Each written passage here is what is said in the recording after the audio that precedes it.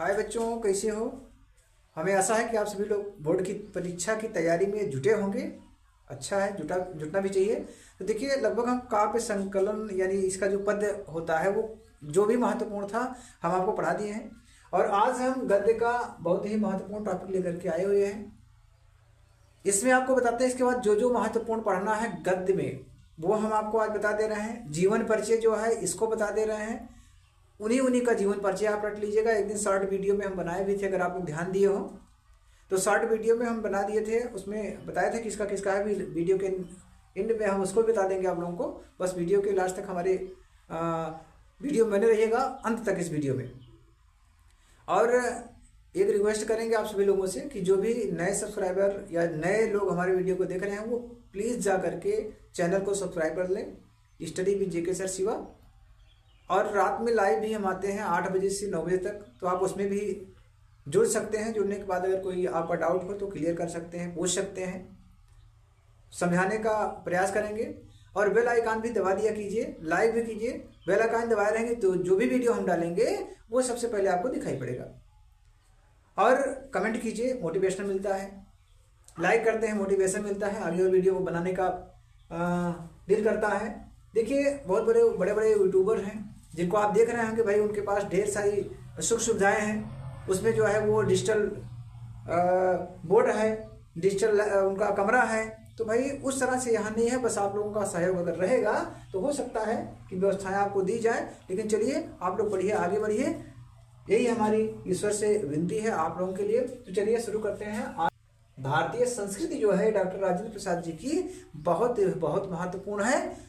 चलिए, गद्यांश बहुत सरल होता है, इसका जो है इसकी व्याख्या करना बहुत ही सरल होता है। केवल आप लोग ध्यान से एक बार पढ़ लीजिए, क्योंकि गद्य में बहुत ज्यादा न माने बताना होता है, ना और कुछ होता है कि उसमें आपको जो है एक एक शब्द का माने बताना है, इस प्रकार लिखना है। ऐसा कुछ भी नहीं है। एक बार स्टोरी को अपने दिमाग में बैठा लीजिए और फिर जो है लिखना शुरू कर दीजिए।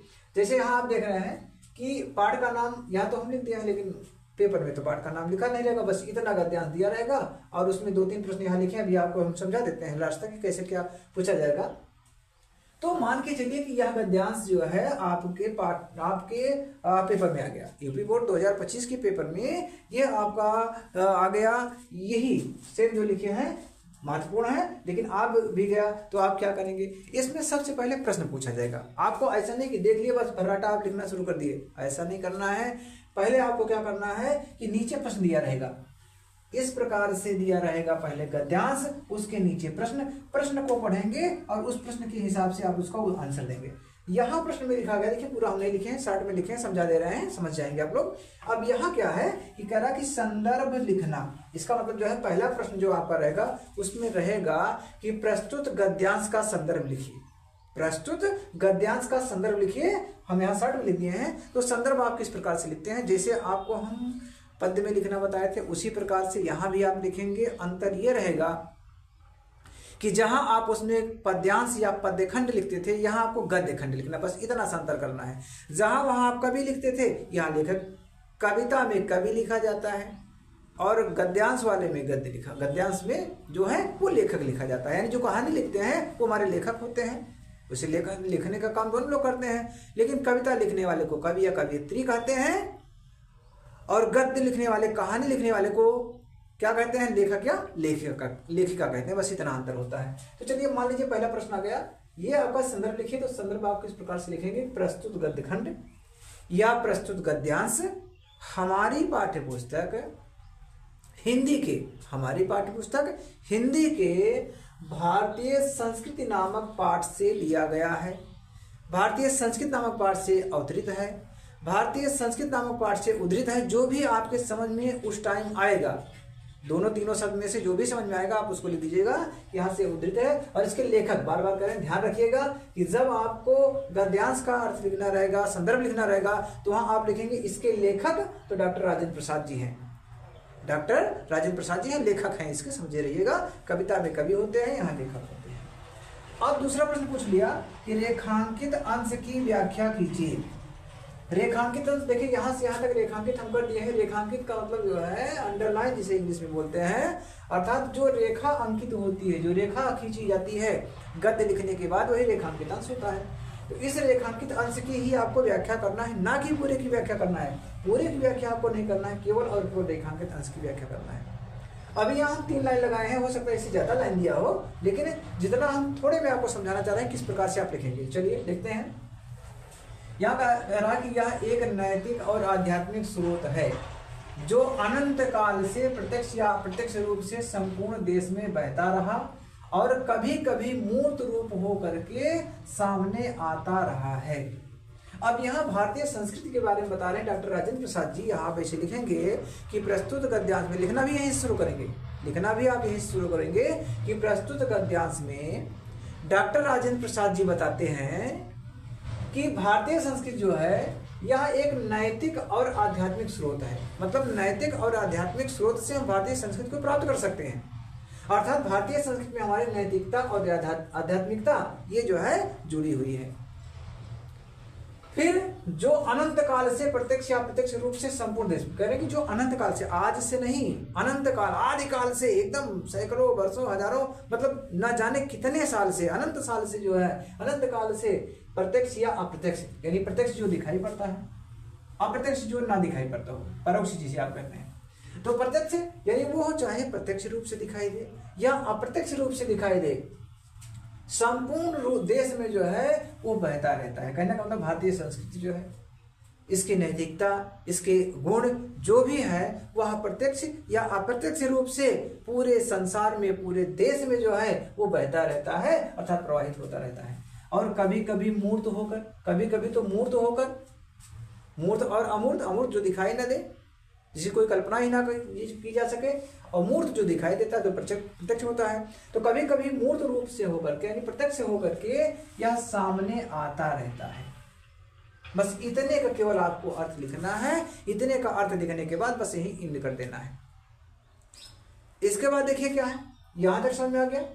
अब तीसरा प्रश्न यहां पूछेगा आपका, इसी से संबंधित कोई एक प्रश्न पूछेगा। जो भी यहाँ गद्यांश दिया रहेगा इसी तरह से संबंधित कोई एक प्रश्न आपसे पूछेगा, जो इस ध्यान से आप पढ़ेंगे तो इसी गद्यांश में रहेगा। जैसा कि यहाँ एक हम प्रश्न बनाए हैं कि लेखक हड्डियों में क्या डालने की बात करता है।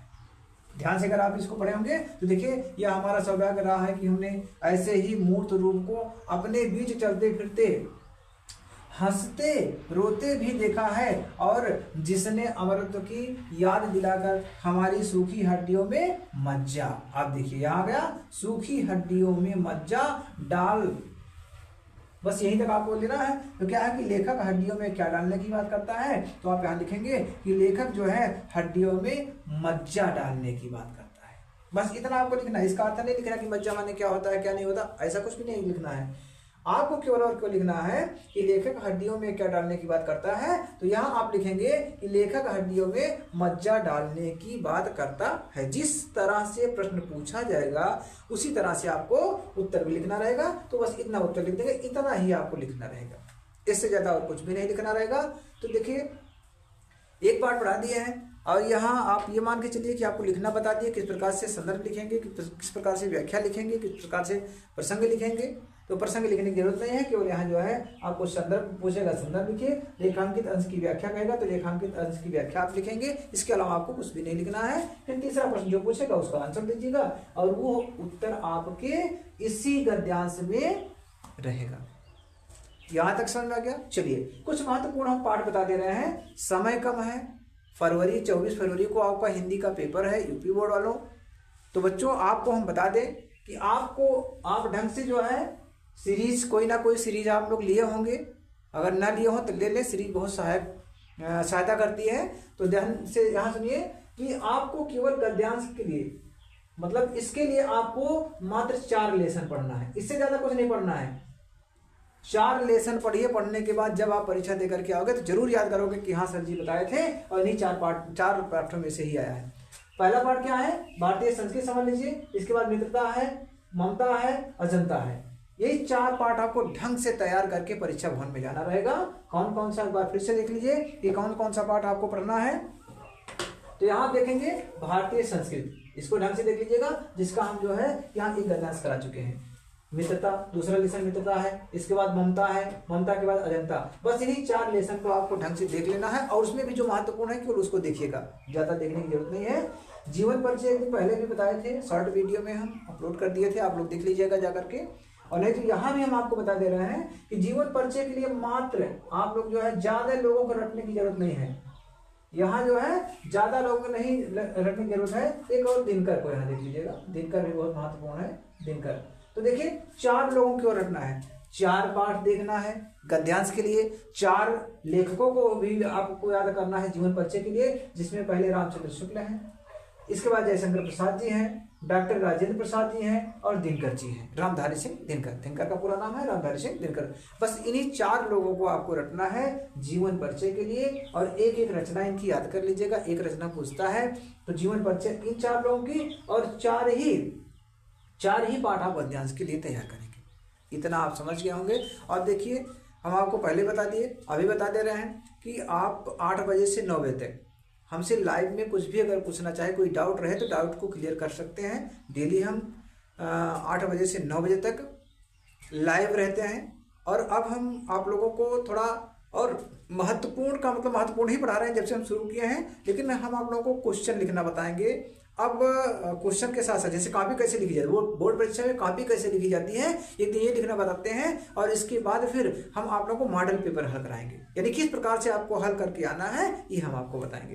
तो ठीक है, वीडियो को लास्ट तक देखने के लिए बहुत बहुत धन्यवाद। और हम आशा करते हैं कि आप हमारे द्वारा बताई गई बातों को समझ गए होंगे तो इतना रट लीजिएगा। इसके अलावा जो है गद्य में कुछ आएगा भी नहीं, ध्यान दीजिएगा। अपना ख्याल रखिए, अपने परिवार वालों का ख्याल रखिए। जय हिंद, जय भारत, वंदे मातरम।